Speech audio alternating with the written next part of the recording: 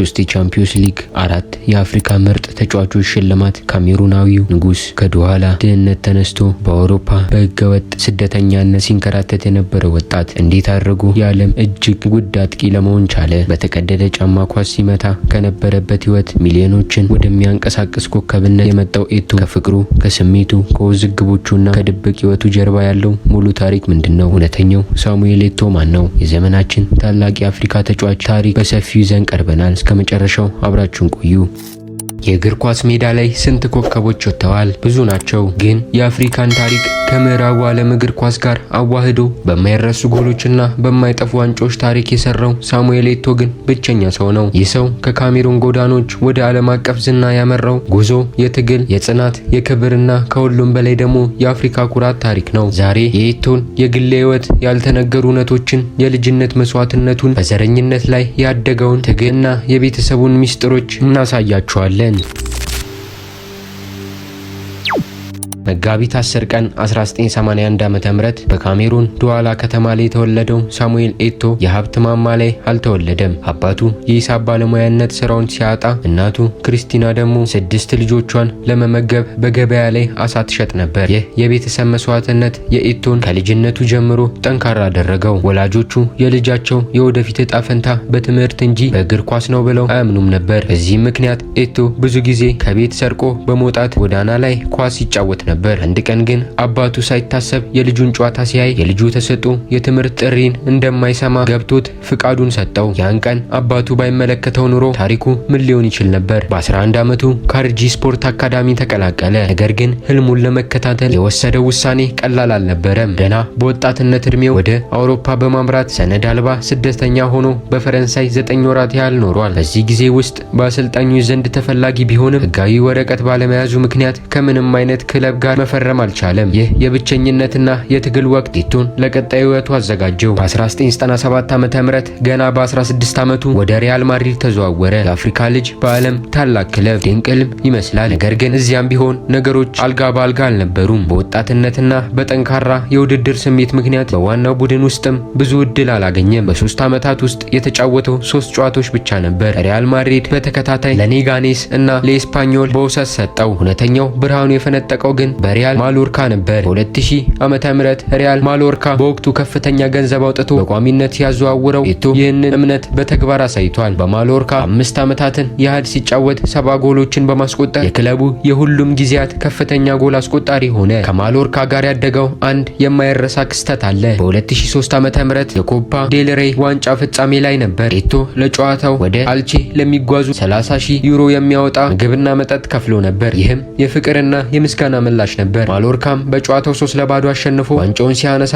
ኤቶ 2 ጎሎችን አስቆጥሯል። ኤፍሲ በ2004 ዓ.ም ባርሴሎና ኤቶን በ24 ሚሊዮን ዩሮ ወደ ካምፕ ኑ አመጣው። ይህ ዝውውር የታሪክ መጀመሪያ ነበር። በባርሴሎና 5 ዓመታት ባሳለፋቸው ጊዜያት 130 ጎሎችን ከመረብ አሳርፏል። የላሊጋን 3 ጊዜ፣ የስፔን ሱፐር ካፕ 2 ጊዜ እና ከሁሉም በላይ ደግሞ የአውሮፓ ቻምፒዮንስ ሊግ 2 ጊዜ አሸንፏል። በ2006 እና በ2009 ዓ.ም የቻምፒዮንስ ሊግ ፍጻሜዎች ላይ በሁለቱም ጨዋታዎች ጎል ያስቆጠረው የዓለማችን ሁለተኛው ተጫዋች በመሆን ታሪክ ሰርቷል። ከሮላንዲኒዮ እና ከትንሹ ሊዮኔል ሜሲ ጋር በመሆን የፈጠረው የአጥቂ መስመር በእግር ኳስ ታሪክ ውስጥ ከተመዘገቡ ምርጥ የጥቃት ኃይሎች አንዱ ነበር። የግል ህይወቱን ስንመለከት ኤቶ ውስብስብና ስሜታዊ የሆነ የፍቅር ታሪክ አለው። ዋናው የህይወቱ አጋር ጆርጂቴ ትራሉ ናት። ጆርጂቴን ያገባት በ2014 ዓ.ም ቢሆንም ግንኙነታቸው ከካሜሩን የልጅነት ፍቅራቸው ጀምሮ የተመሰረተ ነው። ከጆርጂቴ ጋር 3 ሴት ልጆች ማኤል፣ ሊን እና ሲኤና አሉት። ሆኖም ኤቶ ከሌሎች 2 ሴቶች ጋርም ልጆች አሉት። ከስፔናዊቷ ማሪየን ፒኔዳ ወንድ ልጁን ኤቲየንን እና ከጣሊያናዊቷ እና ባራንካ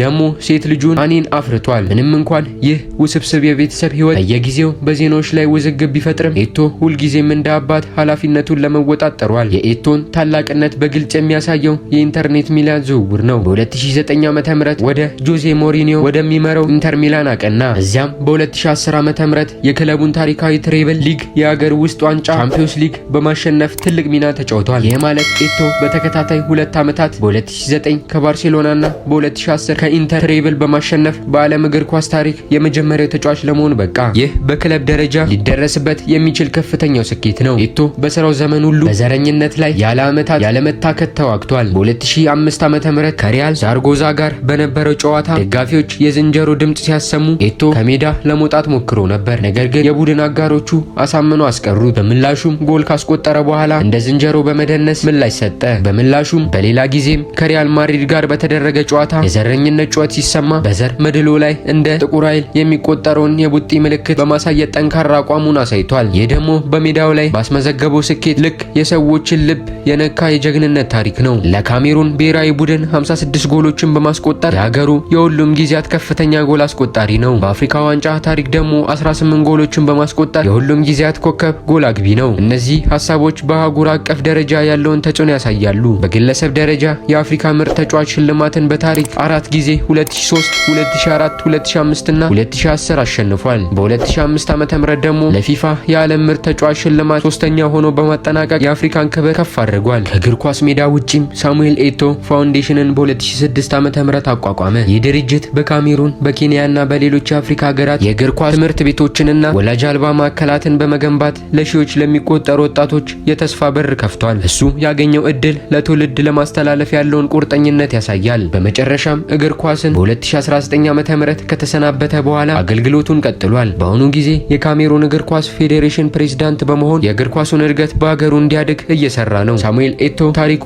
ከኳስ ሜዳ አልፎ የዘለቀ ነው። በአፍሪካ ኩራት፣ በጽናትና በዓለም አቀፍ ክብር የተሞላ ነው። ስለ ኤቶ ህይወት በሰፊው ስላያችሁ እናመሰግናለን። ከዚህ ሁሉ ታሪክ ውስጥ የሳሙኤል ኤቶ በጣም የሚገርማችሁ የግል ህይወት ገጽታ የትኛው ነው? ሀሳባችሁን ከታች ባለው ኮሜንት ላይ አስቀምጡልን። ቪዲዮ ከተመቻችሁ ላይክ ያድርጉና ቤተሰብ ለመሆን ሰብስክራይብ ያድርጉ። በሚቀጥለው ቪዲዮ ስለማን የግል ህይወት ታሪክ እንዲሰራላችሁ ይፈልጋሉ? እስከዛው ቸር ቆዩልን።